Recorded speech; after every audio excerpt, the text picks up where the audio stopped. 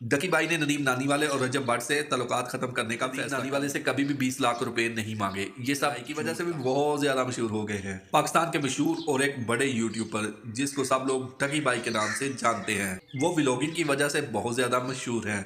कुछ दिन पहले की बात है कि डकी भाई की कई लोगों के साथ लड़ाई चल रही थी, जिसकी वजह से वो सोशल मीडिया पर, टीवी चैनल पर सुर्खियों में रहे। तो कुछ और ही समझ रहा था।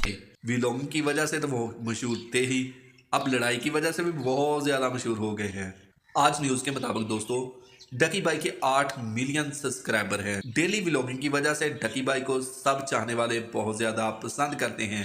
डकी भाई की बीवी की अगर बात करें, वो भी सोशल मीडिया पर एक मशहूर शख्सियत है। डकी भाई की लड़ाई की बात करें तो तला के साथ डकी भाई की लड़ाई चल रही है। इसके बाद शामद रईस ने भी यूट्यूब पर डकी भाई के खिलाफ एक वीडियो जारी की है, जिसकी वजह से इनकी शोहरत बहुत ज्यादा मुतासर हुई है। ताज़ा तरीन रिपोर्ट के मुताबिक डकी भाई ने नदीम नानीवाले और रजब भट्ट से तल्लुकात खत्म करने का फैसला कर लिया है। तो कौन सा तीर मारा? उसने कहा है कि अब मैं जिंदगी में इन दो लोगों से कभी नहीं मिलूंगा। एक रिपोर्ट और सामने आई है कि डकी भाई ने तला से माफी भी मांग ली है। इस बात की हमें बहुत खुशी हुई है कि डकी भाई ने लड़ाई खत्म कर दी है। डकी भाई ने तला से लड़ाई के बाद रजब भट्ट के बारे में अपने ख्यालात का इजहार करते हुए कहा कि मैं पहले ही नानी वाले के रवैये से खुश नहीं था। नानी वाला पहले दिन से ही मुझे पसंद नहीं था।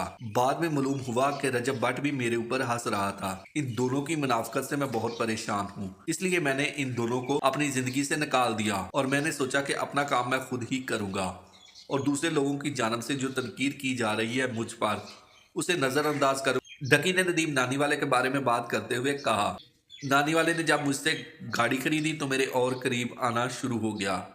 इसके बाद वो मेरे ब्लॉग में भी शामिल हो गया। उसने कहा कि मैंने नदीम नानीवाले से कभी भी 20 लाख रुपए नहीं मांगे, ये सब झूठ था। उसने कहा कि जब मेरे ब्लॉग में आना शुरू हो गया तो इसने मेरे खिलाफ बातें शुरू कर दी, जिसके बाद मेरे सब्सक्राइबर कम होने लगे। डकी भाई ने अपनी बात की वजाहत देते हुए कहा कि मेरे घर वाले चाहते हैं कि मैं नानी वाले से दोस्ती खत्म कर दूं। उन्होंने कहा नानी वाला अब शादीशुदा हो गया और अपने व्लॉग्स में हम उसको शामिल नहीं कर सकते, इसलिए मैंने फिर उनसे दोस्ती खत्म कर दी। दोस्तों अब देखते हैं कि डकी भाई की व्लॉग का क्या नतीजा निकलता है। दोस्तों वीडियो आपको कैसी लगी? अगर वीडियो अच्छी लगी है, वीडियो पसंद आई है तो वीडियो को लाइक कीजिए, कमेंट सेक्शन में जाकर अपनी राय का इजहार जरूर कीजिए।